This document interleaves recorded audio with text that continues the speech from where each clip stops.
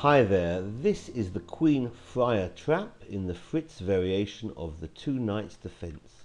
After e4, e5, knight f3, knight c6, bishop c4, knight f6 is the two knights defense. White can try the audacious knight g5, which was totally disapproved of by the dogmatic Sigbert Tarish for needlessly moving a piece twice in the opening. It hits f7 though, so black responds by blocking the diagonal with d5. And after e takes d5, black can try here the move knight d4 instead of knight a5, which is the Chigoin line, or the not highly thought of knight takes d5, which can run into the fried liver attack. White immediately kicks that knight away with c3, but a counter threat by black, b5, hits the bishop on c4. Trading the minor pieces, not considered good for white. So white's going to drop the bishop back and wants to avoid trading that bishop, because bishop d3 will allow bishop f5, and dropping the bishop back to b3 or e2 will allow the knight on d4 to trade. So bishop f1. An aggressive move here by black. Let's look at that again. Instead of moving the knight on d4, knight takes d5, and that's hitting the knight on g5.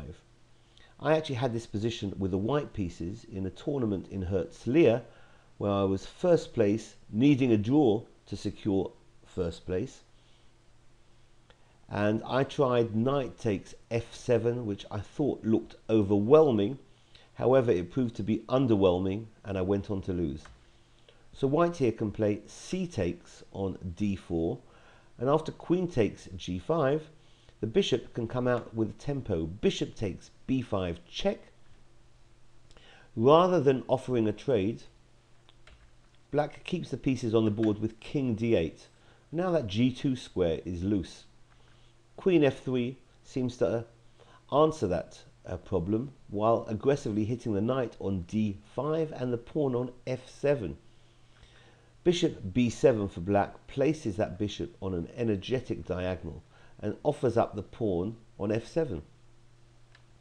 We'll explore in a second what happens if white takes on f7. But if white first castles, the rook now on f1 is supporting the bishop on c1, which in turn allows the move d3, and the bishop will be hitting the queen on g5. Black responds with e takes d4, and really here white should play d3 with a very decent game for white. But if white is tempted to take the pawn on f7, he runs into trouble after the great defensive resource knight f6, not only covering the mating square on d7, but vacating the d5 square for the bishop, and moreover threatening an immediate mate on g2. Queen takes g2. So after g3, bishop d5 is picking up the white queen. Black can try f4 hitting the black queen, or d3 hitting the black queen, but she sidesteps to f5 and it's all over. Black is winning. And if instead of castling, white were to take the pawn on f7 at this stage, queen takes f7, black will do the same theme, knight f6, threatening bishop d5, which will be winning the queen. And when the queen drops back to b3, then g2 is loose, as is d4, and black will be doing extremely well. So this has been the Queen Frier trap in the Fritz variation of the two knights defense. I do thank you for watching. Bye bye.